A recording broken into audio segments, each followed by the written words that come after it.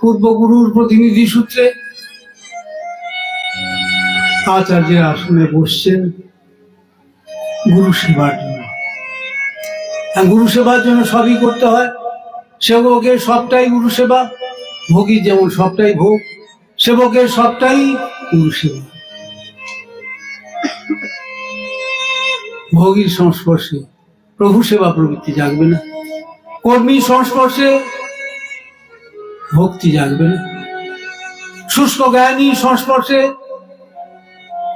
ভক্তি আসবে না, ভক্তের সংস্পর্শে ভক্তি হবে না। ভক্তি আছে যার তিনি ভক্ত, তাই ভক্তিস্তু ভক্ত সঙ্গে না পরিযায়তে। গুরুপাদ পদ্ম এই পয়েন্টে জোর দিয়ে বলতেন, নতু ভক্তঙ্গ যা জনে, ভক্তঙ্গ আমাকে রক্ষা করবে না, হরিনাম আমাকে রক্ষা করবেন না।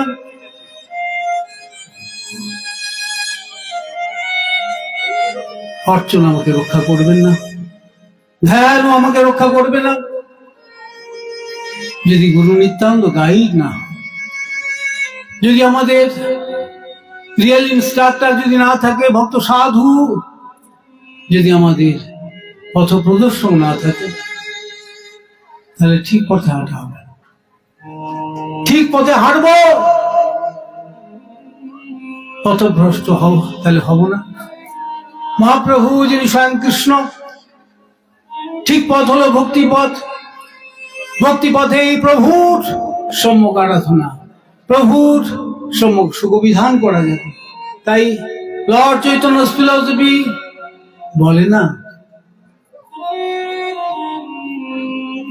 যত মত তত পথ।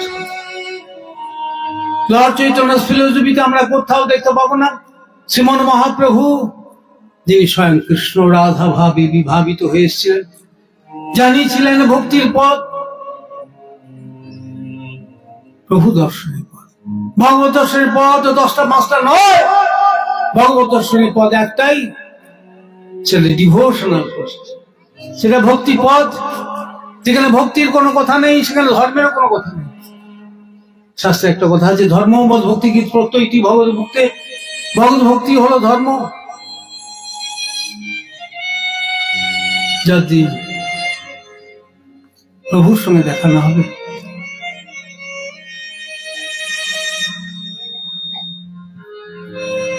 যতদিন সেবার পাত্র সেব্যের সঙ্গে দেখা না হবে, ততদিন সুখের মুখদর্শন আমরা জীবনে করব না। গুরুপাদ বলতেন, আপনারা লিখে রাখুন, যতদিন কৃষ্ণের সঙ্গে দেখা না হয়, ততদিন সুখের মুখ আপনারা দেখবেন না। সুখময় গোবিন্দ চরণ, সেই সেব্যের সুখবিধানের কথা যিনি জানান, তিনি হচ্ছেন সেবক ভগবান, প্রিডোমিনেটেড অ্যাবসলিউট। আমরা সেবক ভগবানের মাধ্যমে সে ভগবানের সেবা করব। যার সেবা করা হয় তিনি সেব্য, যে সেবা করে তাকে বলে সেবক। সেব্য এবং সেবকের মধ্যে যোগসূত্র হলো সার্ভিস, সেবা। সেবক সেবাতে আনন্দ পাবে।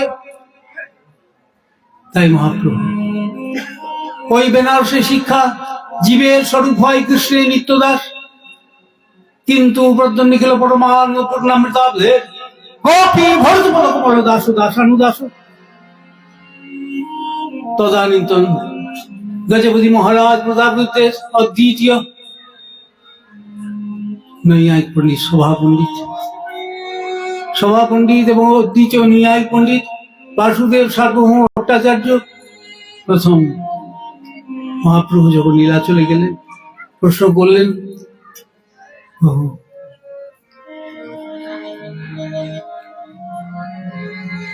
কোনটি শ্রেষ্ঠ সাধন, কোনটি শ্রেষ্ঠ সাধ্য? তাই সাধ্য সাধন সত্য, সাধ্য সাধন তত্ত্ব শুনতে হইল মন, প্রভু উপদেশ কইল নাম সংকীর্তন। হরিনামী সাধ্য, হরিনামী সাধন। অনুরূপ পূর্ববঙ্গীয় ব্রাহ্মণ তপন মিশ্রকে বলেছিলেন, সাধ্য সাধন তত্ত্ব যে কিছু সকল, হরিনাম সংকীর্তনে মিলিবে সকল। হে মিশ্র, হরিনামী সাধন, হরিনামী সাধন। তুমি আর আজ থেকে সময় নষ্ট করো না, অতএব গৃহে তুমি কৃষ্ণ ভজ। কুটিনাটি পড়ি হরি আকান্ত হইয়া, কুটিনাটি মানে সংশয়, কুটি আর নাট দুর্বাদ 14 বার করে চান করছে, রোগগ্রস্ত হয়ে যাবে। অন্নটা এখানে পড়েছে, রেখে দেবো, এইখানটা মুছে দেবো, 1000 বার করে কাপড় ছাড়ার দরকার নেই। শৌচের কাপড়, রাত্রের কাপড় ছাড়ার বিধান রয়েছে, থাকতে হবে। যারা প্রভুকে নিবেদন করে যারা গ্রহণ করছেন তারা তো ভেদ ছাড়া অন্য কিছু দেবেন না। বিষ্ণু বস্তুকে অবৈধ জিনিস দেওয়া যাবে না। অনেকে বলেন আপনারা এখন থেকে সব নন ভেজ ছেড়ে দিলেন,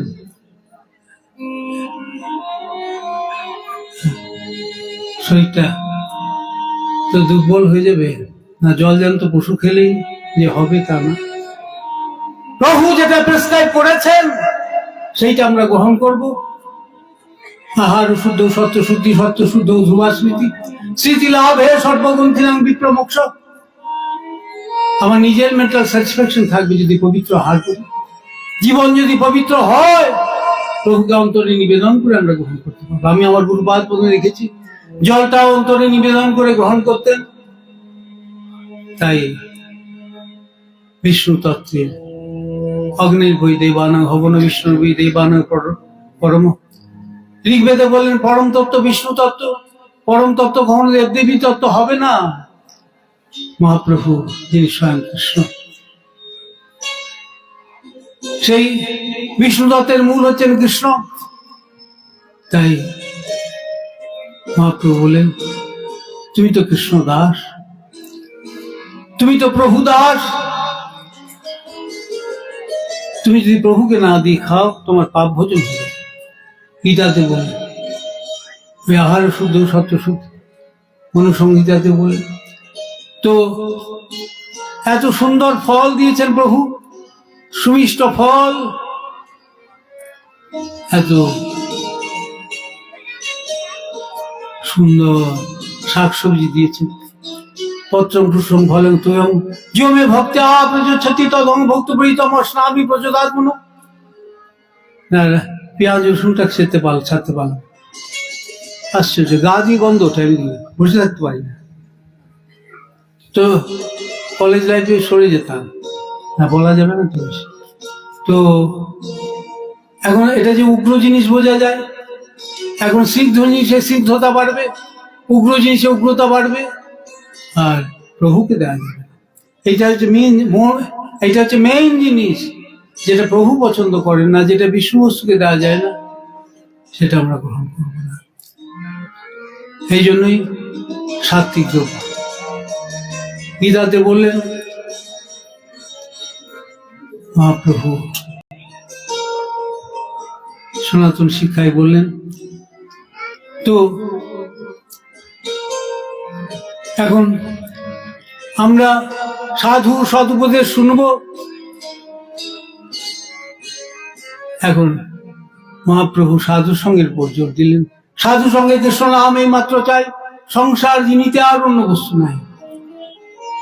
সারা বিশ্ববাসী একটা নাড়া দিয়ে গিয়েছিলেন, প্রভুপাদ ছিল ষষ্ঠ ঠাকুর। মহাপ্রভুর বিশুদ্ধ বৈষ্ণব ধর্ম যে নারায়ণেরই ধর্ম নয়, আউল বাউল কর্তা ভজা নারায়ণেরই দরবেশাই, সহজিয়া সখী বাকি স্মার্ত জাত গোসাই, অতি বাড়ি চূড়াধারী গৌরাঙ্গ নাগরিক, তো তা কহেই তারও সঙ্গ নাহি। এখন 1300 হয়ে গেছে। তো যাই হোক, আমরা মহাপ্রভুর শিক্ষাটা মহাপ্রভুর জনের কাছে, মহাপ্রভুর ভক্তের কাছে মহাপ্রভুর শিক্ষাটা মহাপ্রভু, তাহলে ঠিক শিক্ষাটা পাবো। জানি তাই চান করেছিলেন, বলো কৃষ্ণ ভজ কৃষ্ণ কর কৃষ্ণ শিক্ষা। ওরা জানে না, ওদের জানিয়ে দিয়েছ কোন বিষয়ক শিক্ষা করতে হয়, কে ভজনীয় কে কীর্তনীয়। বলো কৃষ্ণ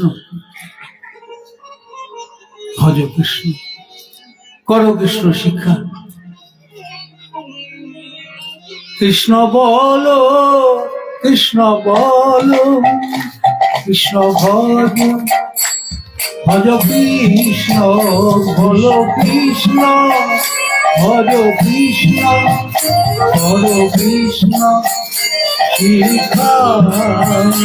ইহাব আর না বলিবে, ইহাব আর না বলাইবা, ইহাব আর না বলিবে, ইহানা বলাইবা। দিন অবসানে আসি আমারে কহিবা, দিন অবসানে আসি আমারে কহিবা, দিন অবসানে আসি আমারে কহিবা, দিন অবসানে আসি আমারে কহিবা।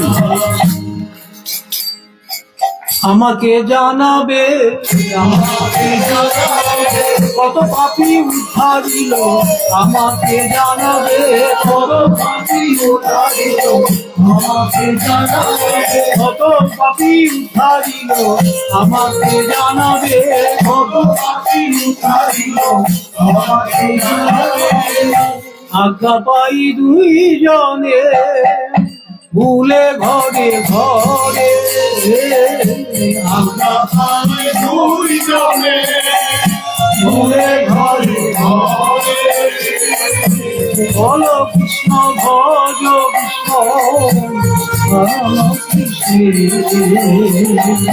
বলো কৃষ্ণ, বলো কৃষ্ণ ভজ কৃষ্ণ, ভজ কৃষ্ণ। কৃষ্ণ প্রাণ কৃষ্ণ ধর, কৃষ্ণ সে জীবন, কৃষ্ণ প্রাণ কৃষ্ণ ধর, কৃষ্ণ সে জীবন।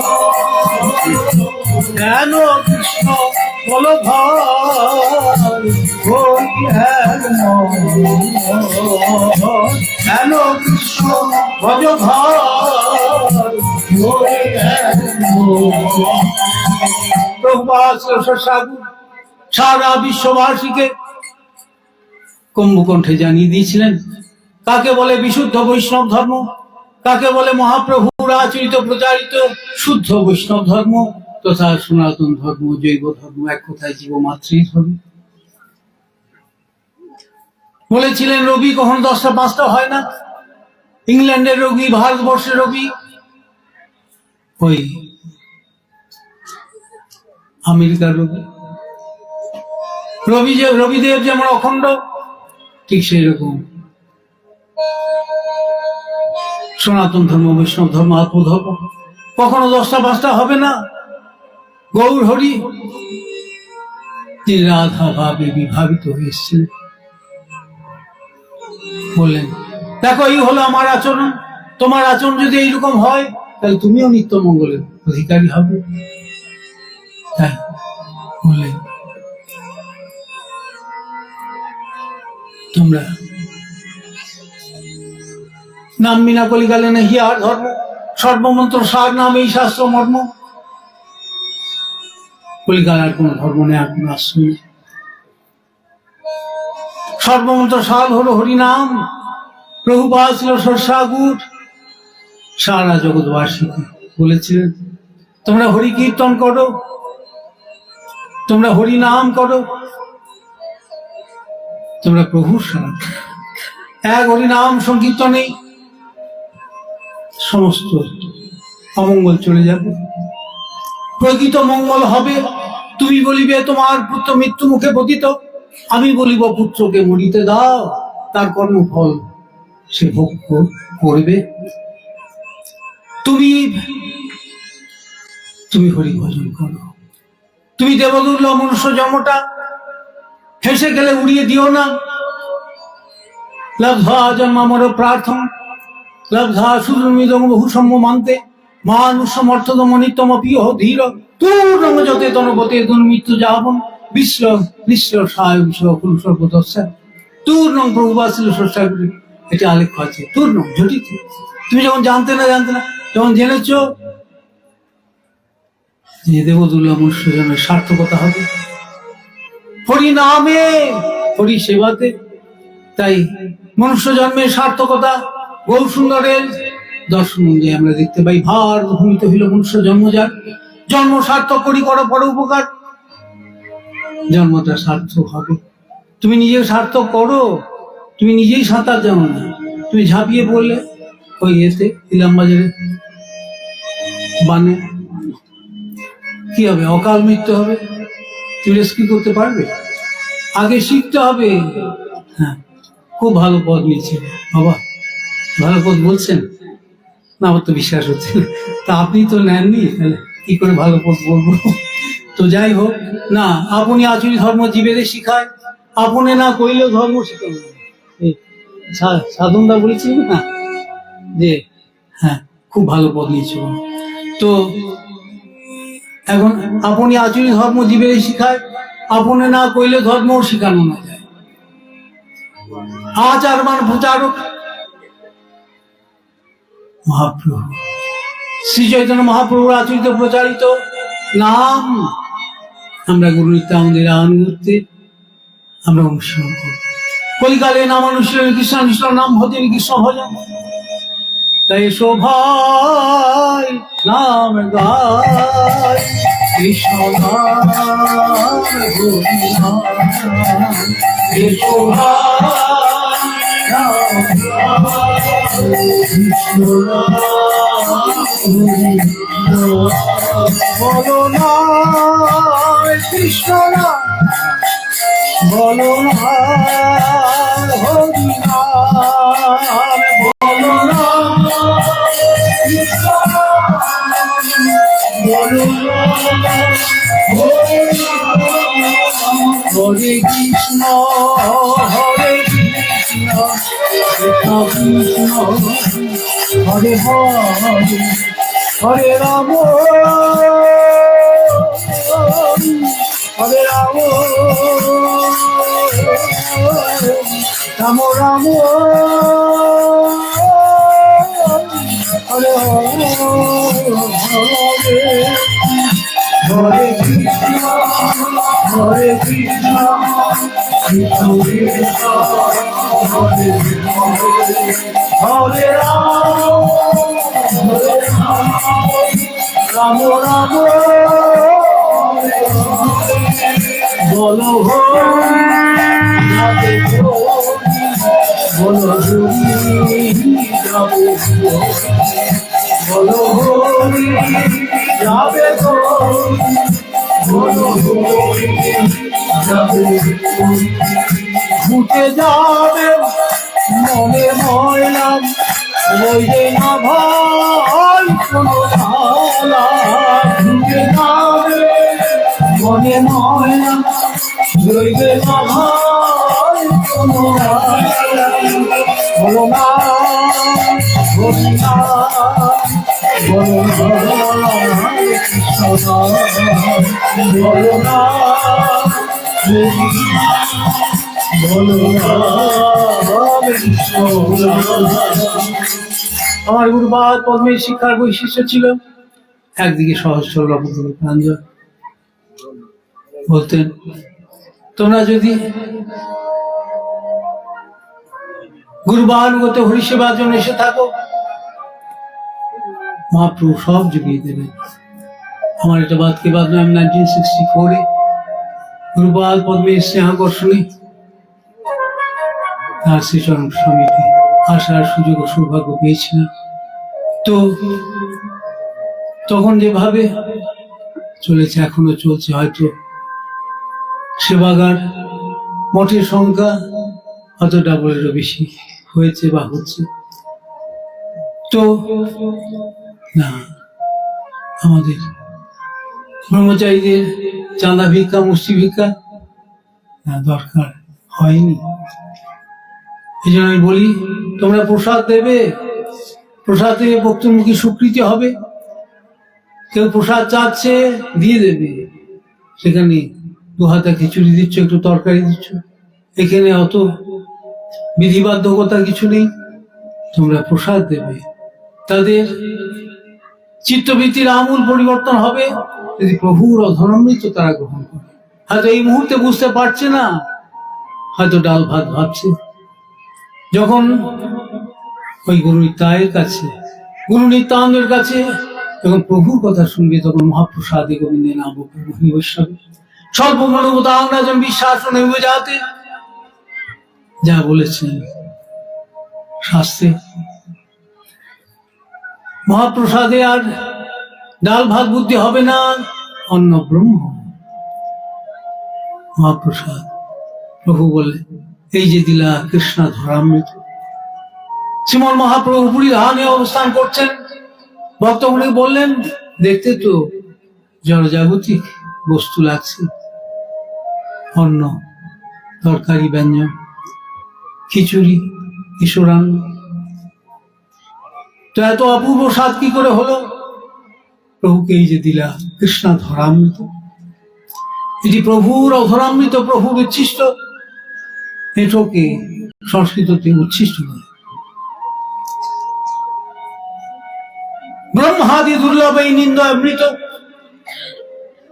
দেহাদি হিত পুষ্টিতম গোবিন্দ নামামৃতম, গোবিন্দ কথামৃতম, গোবিন্দ লীলামৃতম।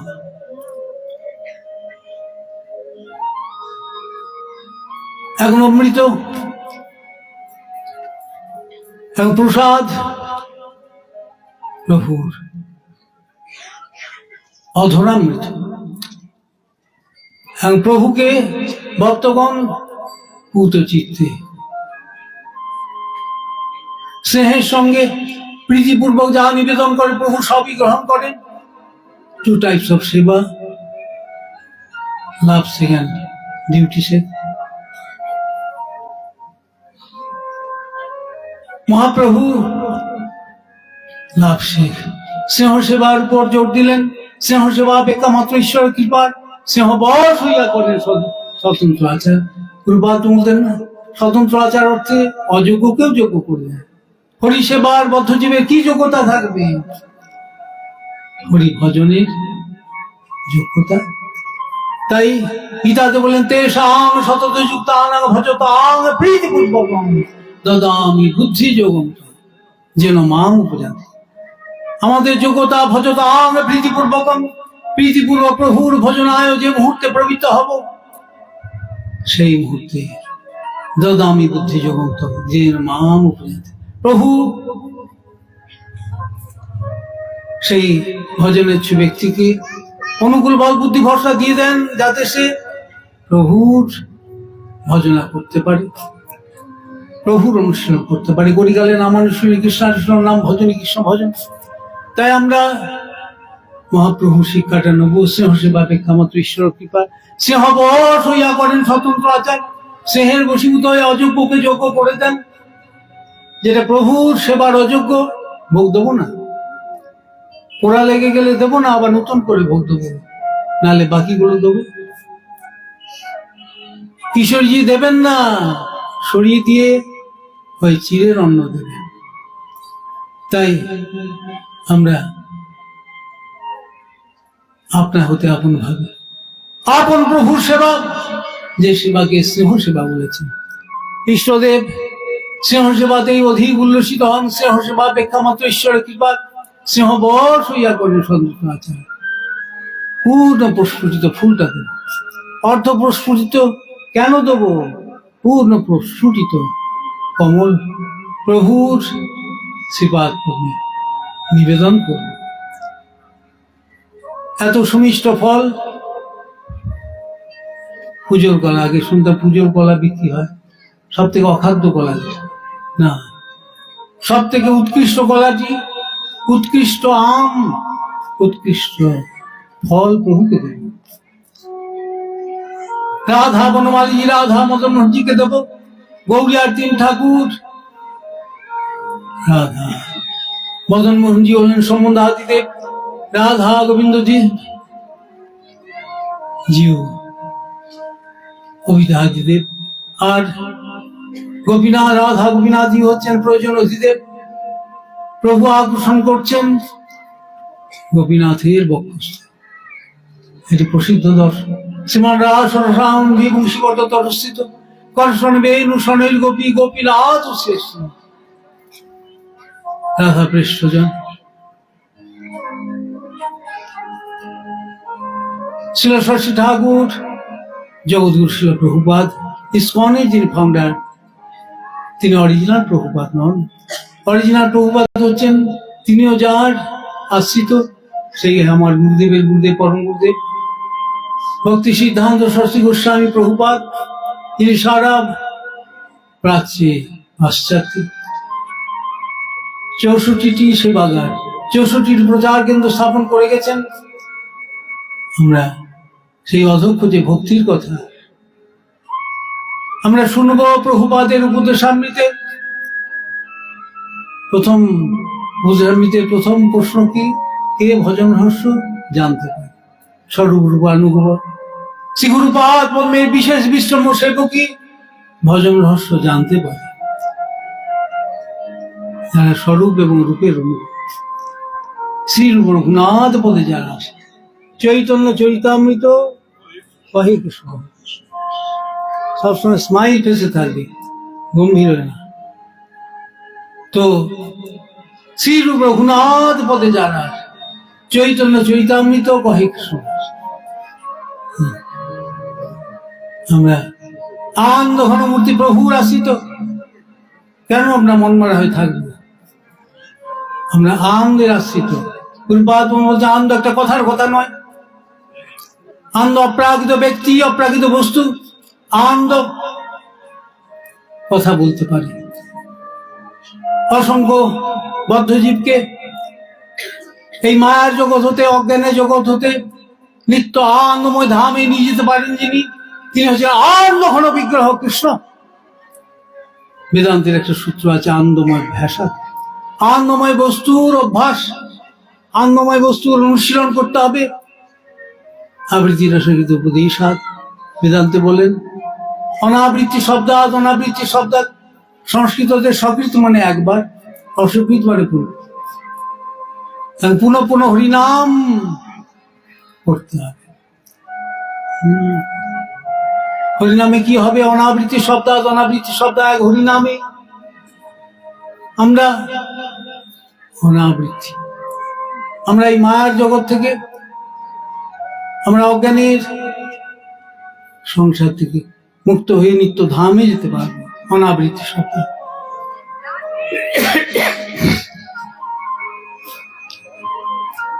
তাই প্রভুপাদ শ্রীধর ঠাকুর